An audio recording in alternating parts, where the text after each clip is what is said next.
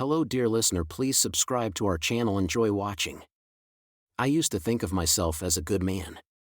The kind of guy who stands by his woman, who'd go to hell and back to make her happy. That was me with Lisa, my wife of 7 years. I never doubted my loyalty or commitment to her. I would have walked through fire if she'd asked. But slowly, I started realizing she was the kind of woman who'd let you burn without blinking an eye. The first few years of our marriage were everything I'd hoped for: laughter, companionship, a feeling of being unbreakable. Lisa had this warm, infectious energy. She could light up a room with a glance. But then, somewhere along the line, that light began to dim, replaced by something cold, something distant. The signs were small at first. She'd work late more often, her answers to my questions were a little too rehearsed. I thought it was just stress or the monotony of marriage. But then one evening, I caught a whiff of something strange, a subtle scent of cologne that wasn't mine. She explained it away, something about a coworker's cologne lingering after a quick goodbye hug. I wanted to believe her, I really did. So, I brushed it off, at least for a while, until the late nights grew longer, her attention more distant. She'd come home with this empty look, as if she were somewhere else. But I held back, not wanting to be that guy, the suspicious, paranoid husband. I wanted to trust her. But that feeling gnawed at me, festering like a wound, telling me otherwise. Then one day, I got the confirmation I needed. I saw her at a downtown cafe, nestled in a cozy corner with him.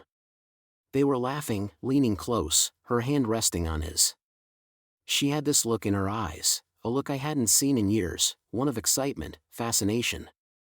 My heart hammered, but I held back from storming in, from making a scene. Instead, I watched from a distance, taking in every detail. I wasn't going to give them the satisfaction of knowing I'd found out, not yet, anyway. His name, I learned, was Mark. He was a real estate agent, slick and silver-tongued, full of himself and used to getting what he wanted.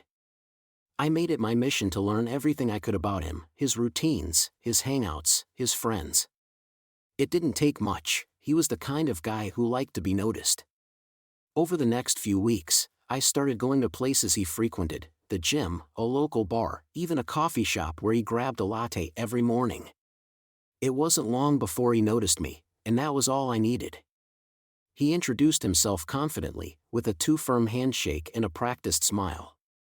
I played the friendly stranger, someone willing to listen to his endless self-promotion.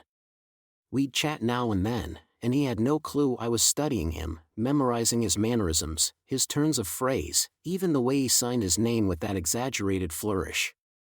After a few of these encounters, I knew I had everything I needed to pull off what I was planning. I started small, leaving anonymous gifts for Lisa, things I'd carefully chosen to seem like they came from someone else, a single rose left on her car, a note slipped into her purse with that familiar flourish of Mark's. At first, she seemed pleased, flattered even, though she didn't mention them to me. But as the notes became more suggestive, her expression began to change. She'd look at her phone a bit longer, her gaze more suspicious when she thought I wasn't watching. I created a second phone line just for this purpose. "Can't stop thinking about you," I texted her one night.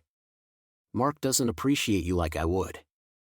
She read it after dinner, her face going pale. She'd laugh it off if I was watching, but I noticed how she'd check her phone more often, her fingers hovering just a second longer over the delete button before she erased each message. I carefully crafted each note and text to sound like they were coming from someone close, yet mysterious. I wanted her to wonder if someone was watching her and Mark, and more importantly, I wanted Mark to think Lisa had someone else on the side. Eventually, the paranoia began to take root. Mark's confidence wavered, he'd call her more often, his voice raised in those quiet phone arguments I'd catch snippets of. "Who else are you seeing?" I heard him ask once, his tone bordering on desperation. And Lisa, once so sure of herself, was beginning to crack. She'd look at me during dinner with a new kind of pleading in her eyes, as if waiting for me to rescue her from the mess she'd stumbled into. But I just waited, patient as ever. Meanwhile, I kept up my act with Mark. I'd run into him now and then, keeping our conversations light and friendly, all while slipping little details into our chats. "Oh, I think I saw your girlfriend at the bookstore the other day," I'd say casually. She looked a bit preoccupied. His face would tighten just a bit, a flicker of doubt in his eyes. That was all I needed. Over time, I let a few more hints drop, crafting a tale he couldn't resist believing. Lisa, too, was growing more paranoid. I'd leave small hints around the house, things I knew would unnerve her: a hairpin on the bathroom counter that wasn't hers, a faint trace of perfume on my collar. She never mentioned them directly, but I could see the suspicion simmering under the surface. Then came the day she broke down. I'd been waiting for it, planning for it. She came home late, her face pale, her hands shaking. She tried to talk to Mark, to make him see reason, but he was too far gone, too wrapped up in the lies I'd planted. She was on the edge, barely holding herself together. She looked at me with that mix of desperation and guilt I'd come to expect, and finally, she cracked. She told me everything, thinking I'd be the understanding husband, the forgiving partner willing to overlook her mistakes. "Danny, I made a mistake," she started, her voice trembling. "It's over now. Mark, he wasn't who I thought he was. He was hiding things, secrets. I just need you to understand." I let her pour it all out, watching as the realization of what she'd done washed over her. When she finally finished, looking at me with tear-filled eyes, I smiled. And that's when I told her the truth. I told her every detail of my plan, every message, every note, every gift that I'd planted. I laid it all out, the fake admirer, the small gifts meant to spark suspicion. I told her how I'd taken her infidelity and used it against her, turning her lies into weapons of her own destruction. Lisa's face went pale as I spoke.